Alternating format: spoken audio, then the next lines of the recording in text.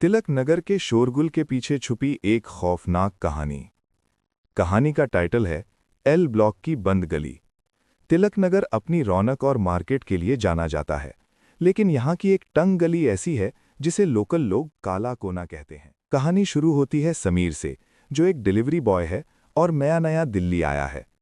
एक रात समीर को तिलक नगर के एल ब्लॉक से एक ऑर्डर मिलता है। रात के 12:30 बज रहे होते हैं। गूगल मैप्स उसे एक ऐसी पतली गली में ले जाता है जहां स्ट्रीट लाइट्स खराब थीं। जैसे जैसे वो अंदर जाता है, उसे महसूस होता है कि सड़क पर भीड़ होने के बावजूद उस गली में बिल्कुल सन्नाटा है। गली के अंत में उसे एक पुराना लोहे का दरवाज़ा दिखता है। वहां एक छोटी बच्ची खड़ी होती है जो पुराने जमाने की ड्रेस पहने हुए थी। समीर उससे पूछता है, बेटा, खन्ना जी का घर यहीं है? बच्ची बिना कुछ बोले ऊपर की मंजिल की तरफ इशारा करती है। समीर जैसे ही ऊपर जाता है, उसे ठंड महसूस होने लगती है। इतनी ठंड कि उसकी सांस से धुआं निकलने लगता है। ऊपर पहुंचकर वो देखता है कि वहां कोई घर नहीं बल्कि एक खंडहर है। तभी नीचे से वही बच्ची जोर जोर से रोने लगती है। समीर डर के मारे नीचे भागता है, लेकिन नीचे कोई नहीं होता। तभी उसके फोन पर एक कॉल आता है। वो वही कस्टमर था जिसने ऑर्डर दिया था। कस्टमर गुस्से में कहता है, भाई कहाँ हो? मैं 15 मिनट से मेन रोड पर खड़ा हूं। तुम उस बंद गली में क्यों चले गए? समीर घबराकर पीछे मुड़ता है और देखता है कि जहां से वो अंदर आया था वहां कोई रास्ता ही नहीं है। वहां एक पुरानी दीवार है जो बरसों पुरानी लग रही थी। उस दीवार पर खून से लिखा था, यहां से कोई वापस नहीं जाता। कॉमिक टाइटल: गोपीगंज का खौफनाक 57 मिनट। गोपीगंज के चौराहा पर दोस्तों के बीच बैठा वही नौजवान। हम कठेरिया हैं, भूत प्रेत से नहीं डरते। हवेली का भारी लोहे का दरवाजा खुला, हाथ में टॉर्च लिए अंदर जा रहा है। वो थोड़ा मुस्कुरा रहा है और सीटी बजा रहा है। नौजवान की टॉर्च की रोशनी ऊपर की मंजिल पर है, जहां एक काला साया तेजी से गुजर रहा है।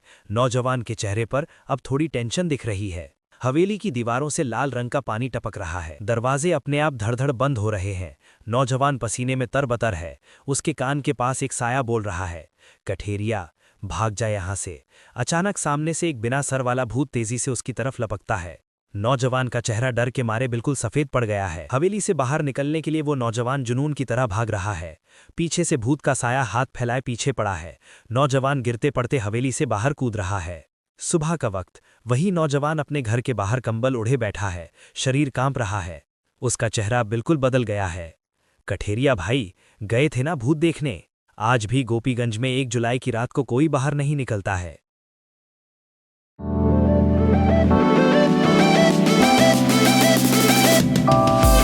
मुंबई का सबसे भयानक जगह, रात 12:30 के बाद। मुंबई में एक जगह है जिसका नाम सुनते ही लोग चुप हो जाते हैं। आरे कॉलोनी। दिन में नॉर्मल, पर रात को कुछ और ही हो जाता है। लोग कहते हैं रात 12:30 के बाद वहां से गुजरना मना है, क्योंकि जो गया वो पूरा वापस नहीं आया। मैं भी नहीं मानता था। एक रात बाइक लेके आरे रोड पर गया। कैमरा ऑन था। रोड बिल्कुल खाली, सिर्फ जंगल और अंधेरा। अचानक बाइक खुद रुक गई।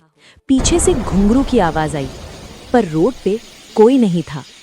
तब जंगल के अंदर से एक औरत निकली, सफेद साड़ी, पैर उल्टे और आंखें सीधा कैमरा में। उसने सिर्फ इतना कहा, लिफ्ट देगा?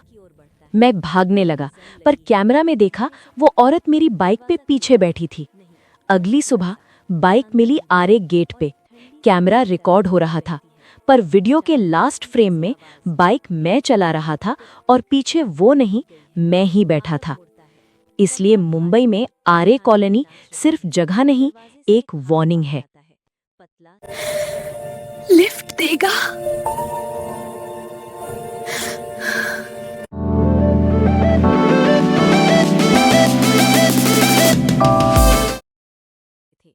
गांव में अगर कोई पीछे से कंधे पे हाथ रखे, पलटना मत। मेरे गांव के किनारे एक बंद घर है। दरवाजा हमेशा खुला, पर कोई रहता नहीं। गांव वाले कहते हैं जो भी वहां रात को चला जाता है वो सुबह बोलना भूल जाता है। एक दिन भोला वहां गया, वापस आया, पर बस दीवार घूरता रहा। उसकी माँ ने पूछा, बेटा क्या देखा था? भोला ने धीरे से कहा, मैं घर के अंदर हूँ। सब डर गए, क्योंकि भोला बाहर खड़ा था। और आवाज घर के अंदर से आ रही थी। अचानक बंद घर का दरवाजा बंद हुआ और दीवार पे लिखा दिखा, जगह कम है। आज भी वो घर खुला है और गांव में लोग कम होते जा रहे हैं।